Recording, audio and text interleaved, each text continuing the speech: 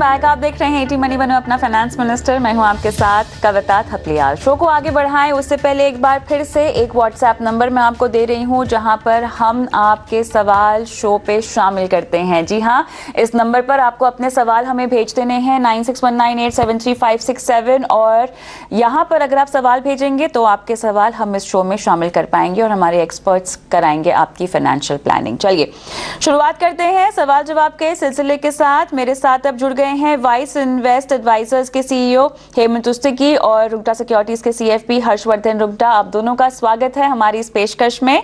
और दर्शकों के सवाल मैं लेना शुरू करूंगी। संतोष कुमार जी क्या हमारे साथ फोन लाइन पर हैं? चलिए, फिलहाल संपर्क इनसे नहीं हो पा रहा है, लेकिन हर्ष, इनका सवाल क्लियरली एक ही फंड से जुड़ा हुआ है, L&T बिजनेस इमर्जिंग फंड में। ये कह रहे हैं कि पिछले 4 साल से ये हर महीना 2000 रुपए SIP कर रहे हैं और अगले 10 साल के लिए क्या इनको इस फंड में रहना चाहिए? हम संतोष जी को फोन लाइन पे लाने की पूरी कोशिश कर रहे हैं। जब तक संतोष जी आए तब तक मैं चाहती हूँ हर्ष और हेमंत जी हम थोड़ा स्मॉल कैप फंड्स पर बात कर लें, क्योंकि यहाँ पर थोड़ी निराशा फिलहाल निवेशकों को हाथ लगती हुई दिखाई दे रही है। हर्ष, अगर आपका स्मॉल कैप फंड परफॉर्म नहीं कर रहा हो तो निकल जाए क्या उससे? वेल कविता, पहले ये समझना जरूरी है कि स्मॉल कैप फंड होता क्या है। अगर कोई इन्वेस्टर ये समझे और फिर उस हिसाब से अगर इन्वेस्ट करें तो इनको ये इस स्मॉल कैप कैटेगरी के साथ जो रिस्क और वोलेटिलिटी है उन्हें समझ में आएगी। अक्सर हमने शोज किए हैं या जितनी हम इन्वेस्टर क्वेरीज लेते हैं ना कविता, उसमें समझ में आता है कि इन्वेस्टर्स ने स्मॉल कैप स्कीम या कोई मिड कैप स्मॉल कैप अपने पोर्टफोलियो में तब जोड़ते हैं क्योंकि ये देखते हैं कि पास्ट का, मान लीजिए 2 साल का 1 साल का रिटर्न बहुत अच्छा मिला है, तो इन्हें लगता है कि यही स्कीम अच्छी है, परफॉर्म अच्छी करी। वो समझते नहीं कि मिड एंड स्मॉल कैप होता क्या है। तो उस पहलू से पहले हम अगर समझ लें कि स्मॉल कैप कंपनीज होती क्या है। सो ये पूरा मार्केट जो है, पूरा इक्विटी मार्केट है, वो डिवाइड किया गया है 3 सेगमेंट्स में बाय एंड लार्ज। एक लार्ज कैप फंड हो गया, एक मिड कैप हो गया और एक स्मॉल कैप कैटेगरी हो गई। सो लार्ज कैप स्कीम्स कौन सी है? लार्ज कैप वो top 100 companies in market capitalisation, जो सबसे बड़ी 100 कंपनियां in terms of market capitalisation, वो है लार्ज कैप। 101 नंबर से लेके 250 नंबर तक वो हो गई मिड कैप। सो 150 कंपनियां जो आती हैं वो मिड कैप कैटेगरी की आती हैं और 250 से आगे की जो कंपनियां होती हैं 251 नंबर से लेके एंड तक वो है स्मॉल कैप। अगर मार्केट कैपिटलाइजेशन के हिसाब से अगर हम समझें तो सारी कंपनियां जिनका market capitalisation up to 10,000 crore, रफली अबाउट फिगर्स हैं ये, कि market capitalisation up to 10,000 crore वो होंगी स्मॉल कैप कंपनीज। तो अगर आप एक स्मॉल कैप फंड में इन्वेस्ट कर रहे हैं, आप उन कंपनियों में कर रहे हैं जिनका मार्केट कैप टोटल में मैक्सिमम 10,000 करोड़ तक है। तो जाहिर सी बात है, जब वोलेटिलिटी होती है मार्केट में, इसमें आपको सबसे ज्यादा असर दिखेगा। जब मार्केट चढ़ेगा तो इसमें आप समझेंगे कि इसमें रिटर्न भी बहुत अच्छे मिलेंगे। जब मार्केट गिरेगा तो ये गिरेगा भी उतनी जल्दी से जितना ये तेजी से बढ़ा है। तो इससे वोलेटिलिटी ज्यादा होती है, रिस्क ज्यादा होता है। तो आपको जब आप एलोकेट करते हैं अपना इन्वेस्टमेंट स्मॉल कैप में, आपको समझना है कि क्या ये ऐसा इन्वेस्टमेंट है जो आप करना चाहते हैं, ये नहीं कि क्योंकि आपने पास्ट के रिटर्न्स देखे हैं। एक और बहुत सिंपल तरीका है स्मॉल कैप के बारे में समझने के लिए। आप कोई भी स्मॉल कैप में अगर इन्वेस्ट करना चाह रहे हैं, जैसे ये निवेशक जो है, ये संतोष कुमार जी हैं, इन्होंने L&T इमर्जिंग बिजनेसेस में किया है। तो L&T इमर्जिंग बिजनेसेस फंड का जो स्कीम का फैक्ट शीट है वो खोल के देख लें किस तरह की कंपनियों में पैसे लगे, तो वो कंपनियों के नाम भी आपको पता चलेंगे। तो अगर आप कंफर्टेबल हैं तो उसमें बने रहें। सो दैट इज एक जो मोटा मोटी तौर में कहते हैं कि स्मॉल कैप फंड्स होते क्या हैं और उसके सामने रिस्क वोलेटिलिटी कितनी है। ऑलराइट, तो आपने एक तरह से जवाब भी दे दिया है सवाल का, लेकिन इस वक्त अगर किसी को चुनाव करना हो हेमंत जी स्मॉल कैप फंड का, तो क्या करना चाहिए? क्या मौजूदा बाजार में आपको स्मॉल कैप फंड में अपना एक्सपोजर बढ़ाना चाहिए या डाइवर्सिफिकेशन की सलाह हमेशा हम देते हैं? बाजार में जब भी गिरावट, उतार चढ़ाव का माहौल होता है, कम से कम गिरावट में तो हम कहते हैं कि निवेश को बढ़ाया जाए। बढ़ाने के लिहाज से क्या स्मॉल कैप फंड को शामिल करें? मार्केट में अभी हमने देखा है कि काफी बड़ी गिरावट हमने मार्केट में देखी है। तो ऐसे में चाहे आप लार्ज कैप में हो या मिड कैप में हो या स्मॉल कैप में हो, तीनों में आपको जो आपने रीसेंट इन्वेस्टमेंट की होगी वहां पे नेगेटिव रिटर्न मिल रहा होगा। ऑफ कोर्स क्योंकि स्मॉल कैप की हम बात कर रहे हैं, हम छोटी कंपनीज की बात कर रहे हैं, स्पेशली अंडर रिसर्च कंपनीज की बात कर रहे हैं और वहां पे लिक्विडिटी बहुत ज्यादा नहीं होती। तो हमने देखा है कि जब भी बाजार में गिरावट आती है तो जो स्मॉल कैप जो स्टॉक्स हैं उनके अंदर गिरावट काफी ज्यादा आती है। तो जहां तक ये डिसीजन लेना है कि इस समय मुझे स्मॉल कैप में जाना है कि नहीं। देखिए, पहली बात तो मैं हमेशा ये मानता हूं कि आपको मार्केट मूड के हिसाब से डेफिनेटली अपनी फंड्स को चूज नहीं करना है या मार्केट सेगमेंट को चूज नहीं करना है। अगर आप ऐसे इन्वेस्टर हैं, अगर ये जानते हैं कि कितना एक्सपोजर आप स्मॉल कैप में रखना चाहेंगे, और क्योंकि यहाँ पे स्टॉक सिलेक्शन बहुत ही इंपॉर्टेंट है, क्योंकि इसका यूनिवर्स बहुत बड़ा है, 250 के ऊपर जितनी भी कंपनी मार्केट कैप में, वो सारी की सारी स्मॉल कैप कंपनीज। और जैसा मैंने कहा, सबसे बड़ा इशू वहाँ पे ये है कि अंडर रिसर्च कंपनीज है, लिक्विडिटी नहीं है। तो स्टॉक सिलेक्शन जो है किसी फंड के लिए बहुत जरूरी है।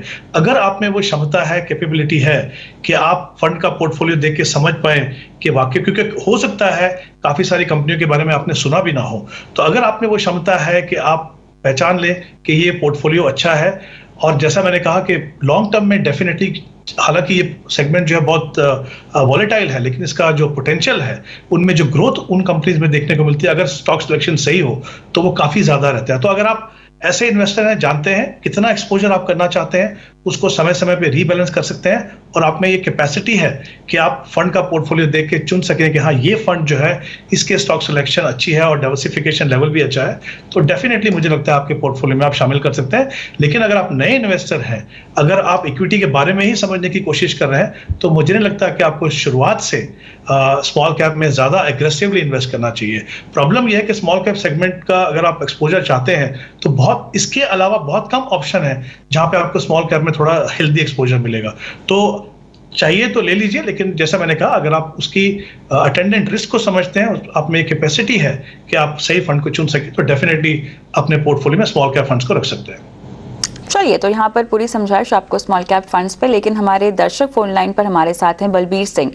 बलबीर जी नमस्कार, कहाँ से बोल रहे हैं सर? नमस्कार सर। सर कहाँ से बोल रहे हैं? मैं बरेली से बोल रहा हूँ। बरेली से बोल रहे हैं, क्या करते हैं सर आप? मैं भी गवर्नमेंट स्कूल में टीचर हूँ, प्राइमरी स्कूल में। बहुत बढ़िया। तो आपने लिखा है कि रिटायरमेंट के लिए केवल 6 साल का वक्त रह गया है ना? जी। तो सर अब तक आपने कहाँ निवेश किया रिटायरमेंट के लिए? मैम, एक तो मैं पीपीएफ में हर साल 1.5 लाख रुपए जमा कर रहा हूँ। ओके। और एनपीएस में मेरा 5500 रुपए महीने कट रहा है। ओके। केवल इतना इन्वेस्टमेंट है जो रूटीन में हो रहा है। अच्छा, और उसके अलावा आपके पास फिक्स डिपॉजिट होंगे, जमीन वगैरह होगी? हाँ, जमीन है और कुछ फिक्स डिपॉजिट भी हैं थोड़े बहुत। और मैं टीचर बनने से पहले मैं आर्म फोर्सेस में सर्विस करता था, वहां से मेरे लिए अराउंड 30,000 पर मंथ पेंशन भी मिल रही है। 30,000? जी। ओके। तो अब 55,000 इधर मुझे सैलरी मिल रही है। ओके, ये आपकी करंट सैलरी है? जी। ठीक है। तो अब मुझे बताइए कि क्योंकि आपके रिटायरमेंट की प्लानिंग का सवाल है, तो ये जानना बहुत ज़रूरी है कि रिटायरमेंट के बाद की आपकी ज़िंदगी कैसे होने वाली है। क्या आपने उस बारे में सोचा है? जो आपके जो अभी रोज़मर्रा के खर्चे हैं वो आपकी पेंशन से पूरे हो पाएंगे? असल में मुझे घर मेरे पास है पहले से, और जमीन भी है। बेटे की पढ़ाई भी अब अपनी फिनिश होने की तरफ है। ठीक है जी। तो हम हस्बैंड वाइफ पे खर्चा है मेनली। ठीक है। तो अब जो आप रिटायरमेंट के लिए निवेश करना चाहते हैं, वो कितना कर पाएंगे, कितने समय तक कर पाएंगे?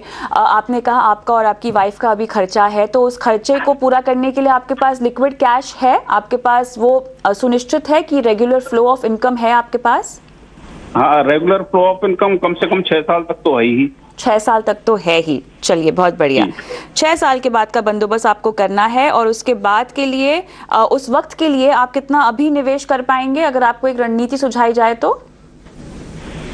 मैं लगभग 20,000 रुपए महीने स्पेयर कर सकता हूँ। 20,000 रुपए हर महीना आप डाल सकते हैं। आपकी जो फिक्स डिपॉजिट है सर, वो कब तक मैच्योर होंगी? वो तो मैच्योर पीरियड रूटीन में वो अपने ऑटो में मैच्योर होती रहती हैं। चलिए, ठीक है। हेमंत जी, काफ़ी हद तक क्लैरिटी आ गई है सवाल पर, क्योंकि जब हम रिटायरमेंट प्लानिंग की बात करते हैं तो कुछ बुनियादी सवाल हैं जो पूछने पड़ते हैं ताकि आसानी हो और समझ में आए कि कितना रिस्क एक शख्स ले सकता है रिटायरमेंट के बाद भी। तो बलबीर जी, कैसे रिटायर हो सकते हैं अपनी निवेश प्लानिंग को ध्यान में रखते हुए?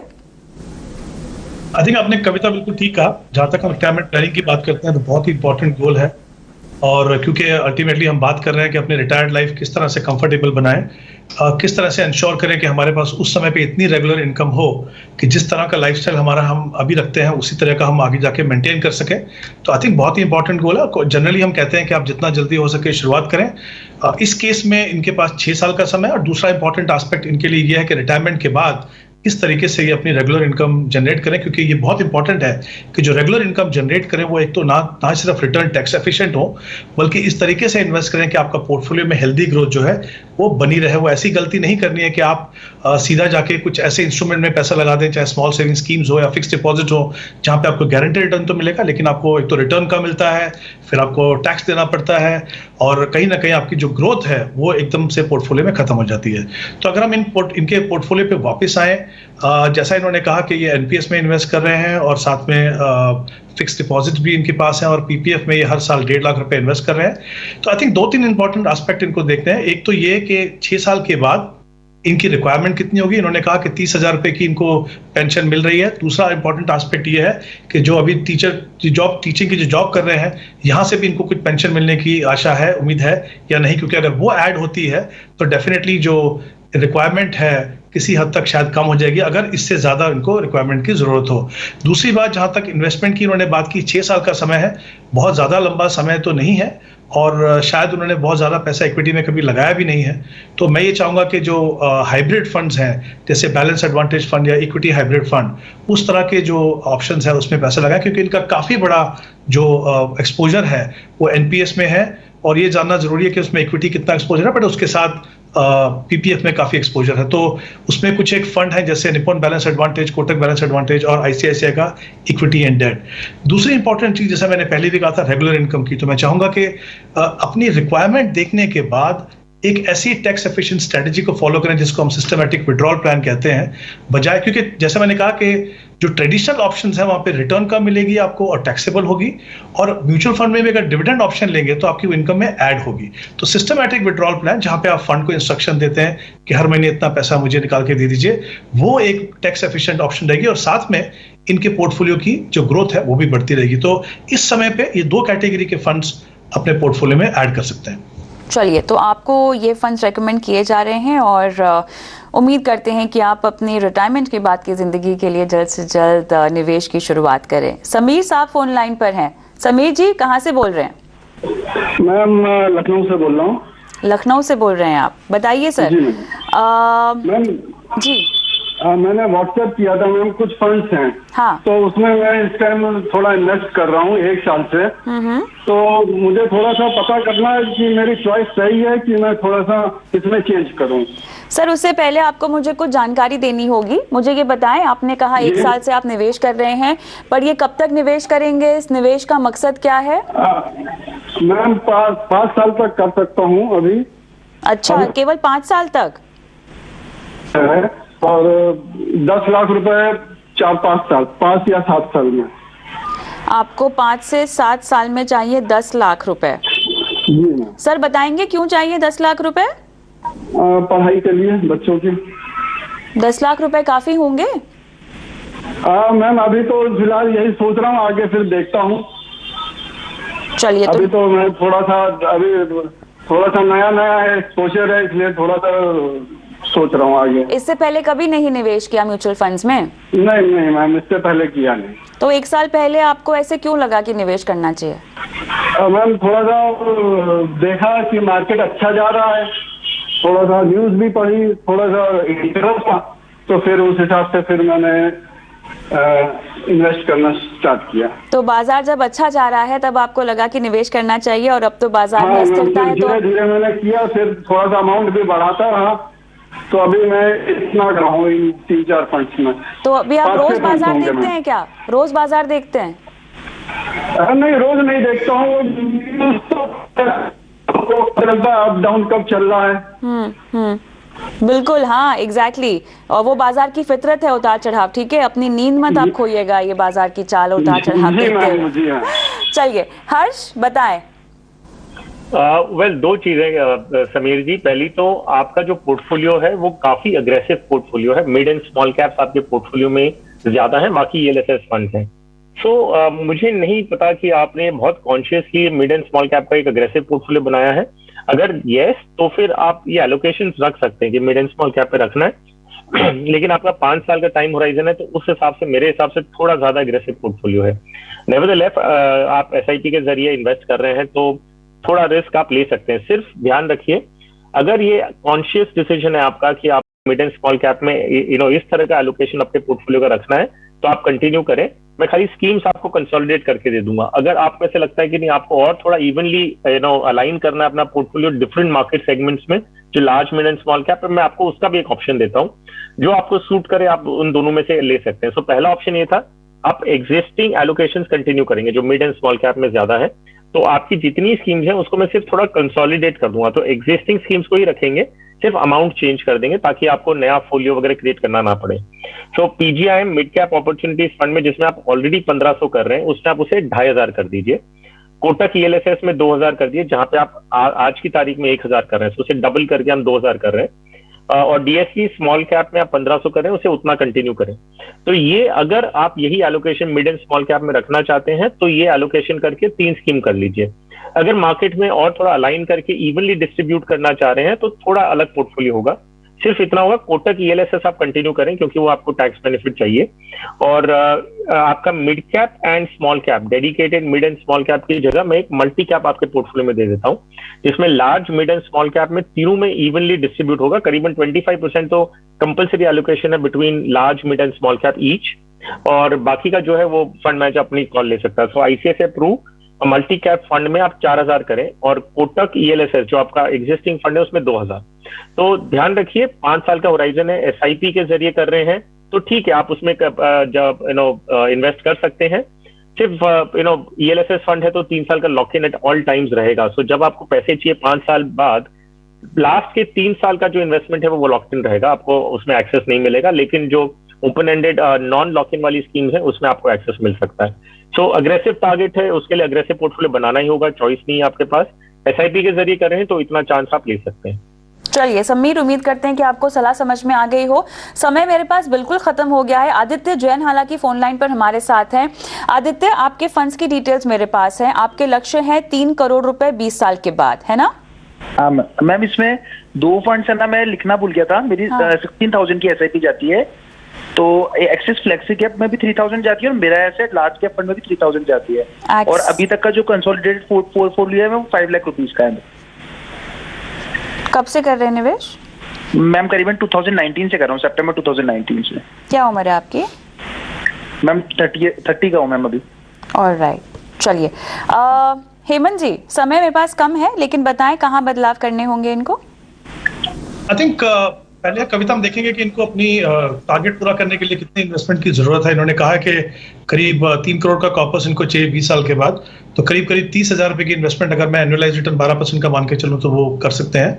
और इन्होंने 4 फंड कहा था और अभी 2 फंड इन्होंने और कहे, तो मुझे लगता है जहां तक फंड सिलेक्शन का सवाल है, फंड सिलेक्शन इनकी काफी अच्छी है, वो डेफिनेटली इसमें कंटिन्यू कर सकते हैं। जो एडिशनल पैसा इन्होंने कहा था 5000 वो इन्वेस्ट करना चाहते हैं, तो एग्जिस्टिंग फंड जो है जैसे पीएफ फ्लेक्सी कैप है और कोटक इमर्जिंग, उसमें वो ऐड कर दें।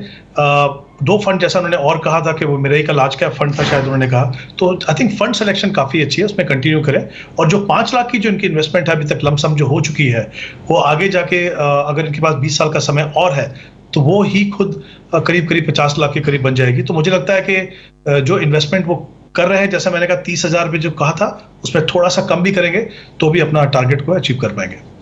आदित्य, फंड्स अच्छे हैं, बदलाव को आप अपने पोर्टफोलियो में लागू करें और जितना हो सके अपने निवेश को बढ़ाने की कोशिश करें। बहुत बहुत शुक्रिया हर्ष आपका, हेमंत जी आपका समय निकाला, दर्शकों के फाइनेंशियल प्लानिंग में उनकी सहायता की है। और मुझे भी इजाज़त दें, लेकिन जाते जाते आपको छोड़ जाते हैं उस नंबर के साथ जहां पर हमें इंतज़ार होता है आपके सवालों का। नमस्कार।